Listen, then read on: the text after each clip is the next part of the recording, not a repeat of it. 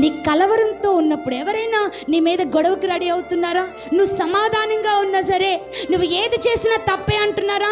నీ పనిలో ఆటంకంగా వారు ఉన్నారా? నీ ఉద్యోగంలో ఆటంకంగా ఉన్నారా? నీ మీద నిందలు మోపాలనుకుంటున్నారా? నీ మీద ఏదైనా చెడు ప్రయోగం చేస్తూ ఉన్నారా? చెడుగా నీ గురించి ఆలోచిస్తున్నారా?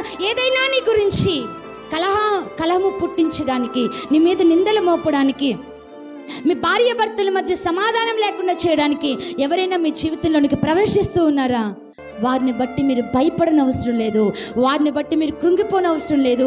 ఇస్సాకు ఏ రీతిగా అయితే ఆ విషయంలో దేవుని తట్టు చూశాడో, ఆ కలవరంలో దేవుని తట్టు చూశాడో, నీకు ఉన్న కలవరంలో, నీకున్న బాధలో, నీకున్న దుఃఖంలో, నీకున్న వేదనలో నువ్వు దేవుని వైపు చూడగలిగితే గనుక ఆయన నిన్ను దర్శించడం ప్రారంభిస్తాడు, ఆయన నీతో మాట్లాడడం ప్రారంభిస్తాడు, ఆయన నిన్నుతో ప్రవచించడం ప్రారంభిస్తాడు. వాక్యం ద్వారా సూటిగా నీకు ఏది కావాలో ఆయన అనుగ్రహిస్తాడు.